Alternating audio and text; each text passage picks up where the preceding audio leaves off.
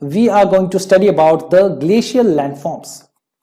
So what are the glacial landforms? The landforms which are made by the glaciers are called as glacial landforms, as simple as that. Okay, so first see actually what is glacier. So a glacier is a large mass of ice that is persistently moving under its own weight over the land or as linear flows down the slopes of mountains in broad trough-like valleys. So remember, glacier is not a stationary thing. It is moving slowly and steadily under its weight, under its own weight. Okay. So the glaciers are formed in the areas where the accumulation of snow exceeds its ablation, that is melting and sublimation, over many years, often centuries. So the accumulation is more than the melting, and that in those areas glaciers will be formed over many years. Okay, so glaciers move under the influence of the force of gravity. Remember this, because glaciers are very heavy, they are not very light. So glaciers are heavy and they move under the influence of the force of gravity. So remember this. You might be thinking that the glaciers are the stationary, but no, glaciers are not stationary. They are moving persistently, though their speed of moving is very low, but still they are moving continuously. So the movement of glaciers is slow. Unlike the water flow, glaciers flow like very slow rivers. Remember this. So their movement could be a few centimeters to a few meters a day, or even less or more. Remember this. Glaciers move very slowly. They don't move like a river or a water. So what are the types of glaciers? So glaciers are characterized by their morphology, thermal characters and behavior. So glaciers are mainly of four types: continental glaciers, ice caps, Piedmont glaciers and valley glaciers. Okay. So first, let's see what is continental glaciers. So continental glaciers are continuous masses of ice that are much larger than alpine glaciers. Okay, continental glaciers are continuous masses of ice that are much larger than the alpine glaciers. By definition, they have areas larger than 50,000 square kilometers. Some examples of continental glaciers are Antarctica, Iceland and Greenland. Okay, that is larger area of ice. The larger area of surface is covered by the glaciers, are called as continental glaciers. So what are the ice caps? So ice caps are the covers of snow and ice on the mountain ranges through which the valley or mountain glaciers originate. Though they can also be found at the lower altitudes, ice caps have an area of less than 50,000 square kilometers. Okay. Then what are the Piedmont glaciers? So the Piedmont glaciers form a continuous ice sheet at the base of mountains. The Malaspina Glacier in Alaska is one of the most famous examples of this type of glacier. And valley glaciers, a glacier that fills a valley, is called a valley glacier. The valley glaciers are commonly known as alpine glacier and are found in the valleys created by lofty mountains such as Himalaya in India. So in India we will find the valley glaciers. Remember this. So what is the mechanism of erosion and deposition of the glaciers? Okay, so the erosion by glaciers is tremendous because of friction caused by sheer weight of the ice. Now you remember, the weight of ice, that is the weight of glacier, is very high, and due to this weight the friction is caused and the lot of erosion is taking place, the cutting down is taking place. Okay, so the rate of erosion is determined by several factors such as the velocity of flow, gradient of the slope, okay, in what velocity the glacier is flowing, And what is the gradient of the glacier? Okay, is it steep or not? Okay, the weight of the glacier, again the weight of glacier is also very important to determine the erosion.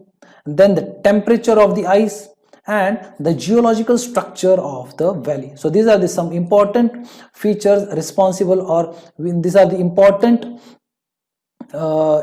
aspects which will determine the erosion. Okay, so a glacier erodes its valley through two processes, plucking and abrasion.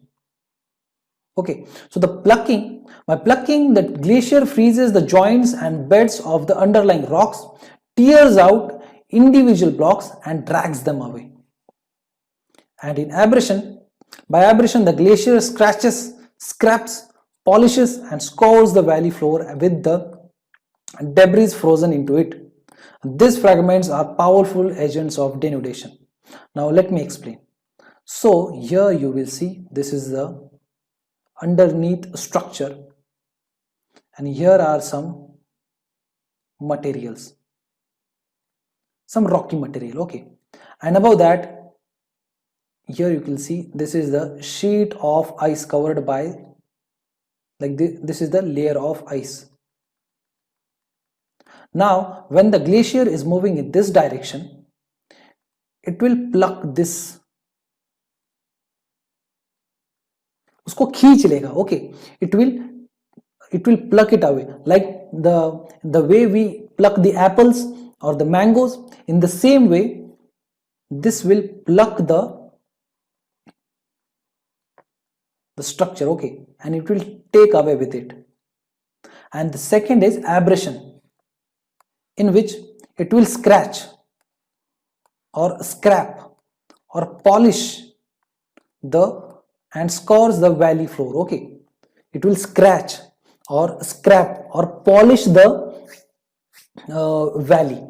So these are the two ways of erosion by the glacier, plucking and abrasion. Remember this.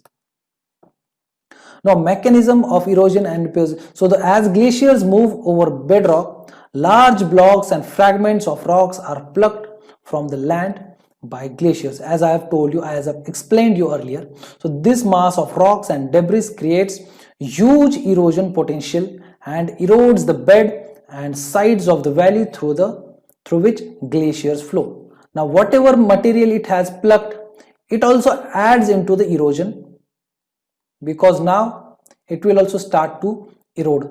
So something it has plucked from here, this is the glacier sheet, the ice, and it has plucked. So this will start to erode the beneath area also. So it will help, the plucking will help, it will aid in the erosion. So the movement of glaciers continuously erodes the bedrock and levels of the plain. So eventually the slope is so much reduced that no further movement is possible, and so glacier stops and deposits the debris in the vast outwash plain. Okay, so different types of glacial landforms. So again, the types of the glacial landforms are also divided into two parts: erosional and depositional. So what are the erosional landforms? So cirque, then horns, then arates, then glacial valleys, fjords and hanging valleys. So these are the erosional landforms: cirque, horns, arates, glacial valleys, fjords and hanging valleys. These are the erosional landforms of the glacier. Now let's study the cirque, or you can call it as kirk. I don't know how to pronounce this word. Okay, so we will call it cirque for the time being. So here you can call it cirque, and here the area which here you can see, this is the cirque. So this is formed due to the erosion of the glacier. Now it was the glacier here, the ice, it was flowing in this direction, and the ice which was coming down again, so it has eroded this area, and created this type of structure, and these structures are called as cirque. Okay, then again the next structure is horns. Now horns are like they may be like a peak. Okay, and here you will see the ice over here, due to its weight and the pull of gravity, it started to go down from all sides, from this side, from this side, from this side, and from the back side also. It started to go down, and when it is starting to go down, over a period of time, it will polish, it will pluck, and it will create this type of feature due to the erosion. It will start polish, erode, so this will create this type of feature, and this feature is called as horns. Okay,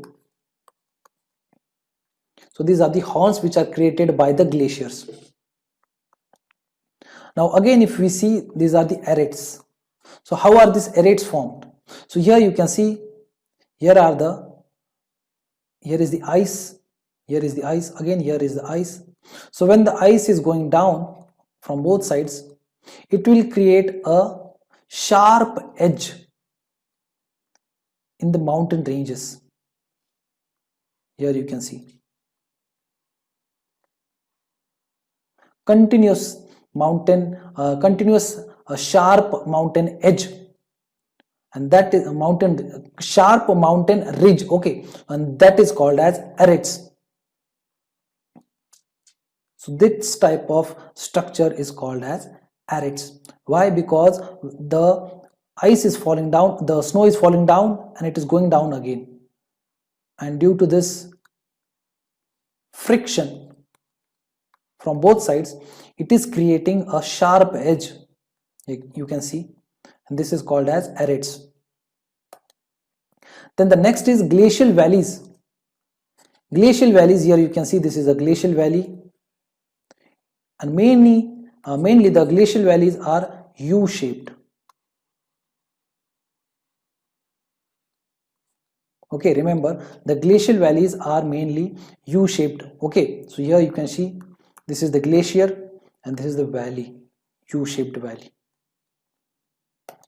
So the next structure is fjord. So when the seawater enters glacial valley,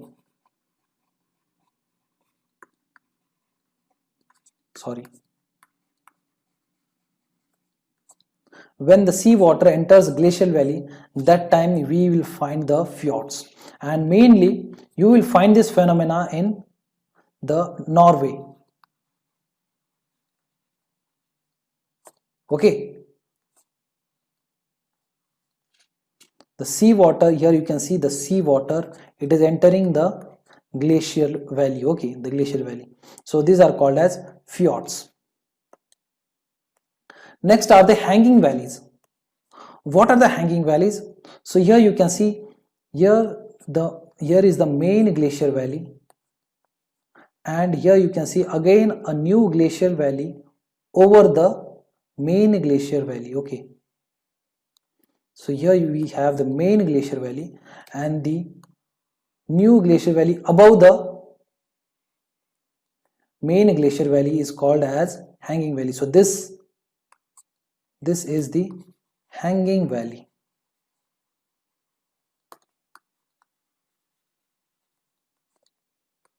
Okay, now let's see some depositional landforms. What are the depositional landforms of the glaciers? So first we will find there is outwash plains, then we will find moraines, then we will find eskers, and then we will find drumlins. So first let's start with the outwash plains.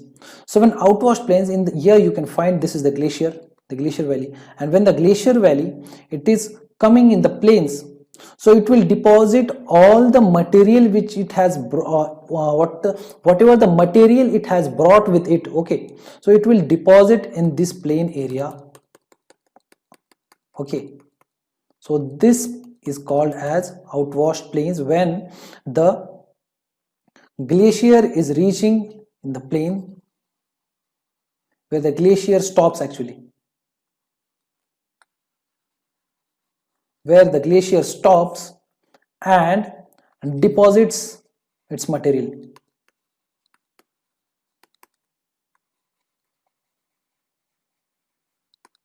And at that time this outwash plains are formed by that glacier. Here you can see the glacier, it has stopped here, and the plains are formed by the deposition of the silt which it has brought with it by the glacier. Okay, so this is called as outwash plains. The next is moraines. So here you can see this is the glacier valley. The glacier is flowing, and the moraines are of two types.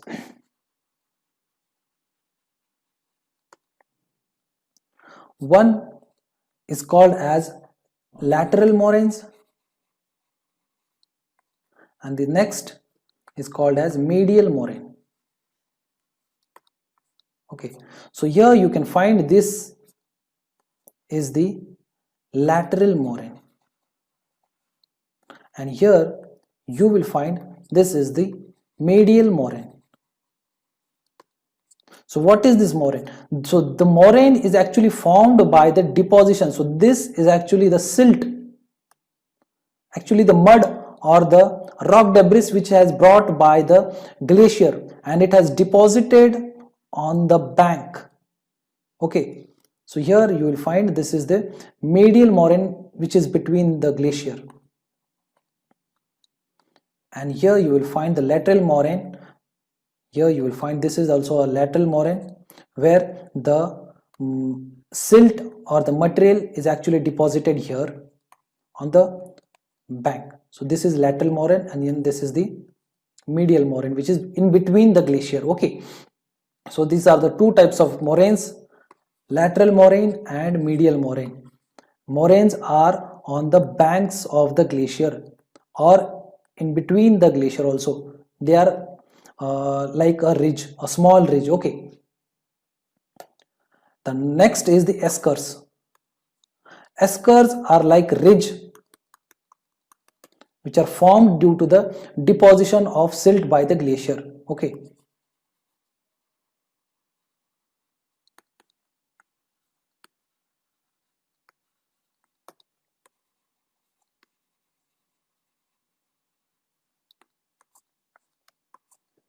so here the eskers are formed. These are the eskers which are formed by the glaciers. And next is the drumlins. So drumlin, here you can see this is the drumlin. So the glacier brought this material with it and it got deposited here. So it will have a tail, lee side, and it will have a stoss. So this area is called a stoss, and this is lee slope, or it is also called as tail. So this type of structure made by the glacier is called as drumlins. So these are the drumlins. Here you can see these are the drumlins. So the material was brought by the glacier and it was deposited, and okay, it was deposited and it took the shape of drumlin. So these are all the glacial features, the glacial landforms. So now we have covered all the glacial landforms. In our next lesson, we are going to study about the marine landforms, the landforms which are made by the oceans. So marine landforms. Okay, so